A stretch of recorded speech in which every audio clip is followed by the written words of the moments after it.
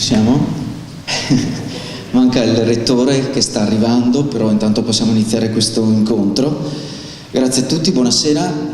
Sono Gianandrea Mencini, sono vicepresidente nazionale di VAS, un'associazione ambientalista a livello nazionale, e che ha voluto organizzare questo incontro con questo titolo un po' particolare: Clima, a che punto siamo? Le politiche in Europa, in Italia e a Venezia di adattamento ai cambiamenti climatici.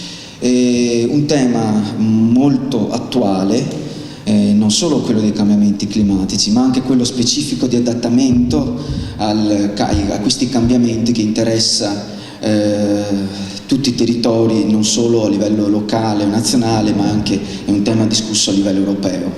Abbiamo proposto questa iniziativa al Comune di Venezia, all'assessorato all'ambiente, che ha ritenuto questa iniziativa molto interessante, ci ha dato una mano a organizzarla, alla quale poi ha collaborato, che ringraziamo ancora, l'Università Ca' Foscari di Venezia e l'Università UAV, in quanto i temi che oggi cercheremo di affrontare in modo anche molto divulgativo, non solo per addetti ai lavori, sono temi che ci interessano molto da vicino.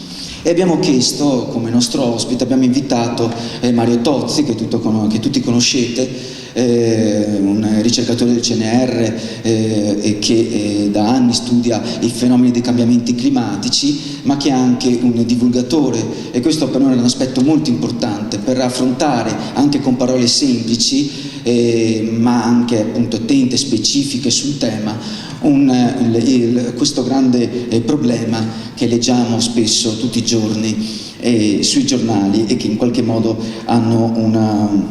si ripercuotono sulla nostra vita quotidiana. Sostanzialmente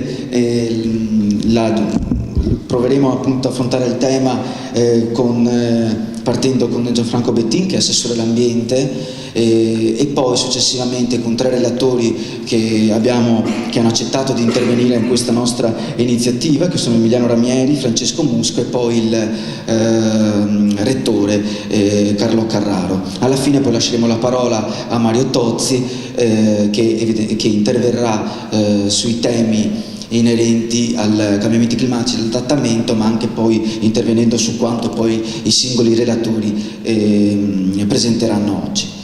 Direi quindi di lasciare la parola all'assessore Gianfranco Bettin per il Comune di Venezia. Grazie. Due o tre cose solo, molto, molto rapidamente. Del tema in generale, presumo parleranno un po' tutti, e in particolare appunto Mario Tozzi. A me preme sottolineare un aspetto. Il sottotitolo recita: le politiche in Europa, Italia e Venezia di adattamento ai cambiamenti climatici, e c'è una certa ambiguità per me in questo tema, nel modo in cui si potrebbe intendere. Ecco. Le politiche di adattamento rischiano di essere politiche che si rassegnano al trend dei cambiamenti climatici così come sono in corso, no? Qualcuno lo fa anche volentieri e qualcun altro suo malgrado, diciamo, no? Ecco. Invece le politiche di adattamento io penso che sono tanto più efficaci in quanto sono anche politiche di contrasto ai cambiamenti climatici, e quindi devono essere articolate su più piani. Siccome voglio essere veramente sintetico, ricorro a un paio di esempi. Prendiamo il Mose, così, tema a caso, no? Prendiamo il Mose. A cosa serve il Mose? Mettiamo che sia una cosa che serve davvero, no? Ecco, facciamo questa ipotesi. Serve a fronteggiare l'aumento del livello dell'acqua, e in particolare in caso di alte maree eccezionali limitare i danni su Venezia, no? In linea generale si potrebbe generosamente concedere che è uno strumento per adattarsi al cambiamento climatico, anche se la questione del rapporto con il mare e anche con il livello d'acqua presente in laguna di Venezia non ha solo a che fare con fattori di ordine generale, come sappiamo, ma ha a che fare con manomissioni interne alla laguna, che hanno favorito l'incremento, sia delle maree medie e alte, sia del livello medio dell'acqua presente dentro la quale Venezia vive. Ma supponiamo che il MOSE fosse un intervento che serve a adattarsi, a reggere questo tipo di pressione maggiore che il maggior livello del mare opera su Venezia. Questo sarebbe un tipico intervento di adattamento. È aumentato il livello del mare, mi difendo meccanicamente, ingegneristicamente, agendo sull'effetto e basta, perché non cambia nulla, anzi, secondo alcune letture critiche, finisce perfino per aggravare la situazione, quel tipo di strumento. Ma diciamo, concedendo che possa funzionare, funziona come uno strumento di adattamento. Non cambia nulla del quadro. Una politica di adattamento adeguato e di contrasto invece punta anche ad altre cose. Nel caso specifico alla ricostruzione della morfologia della laguna, a tante altre cose.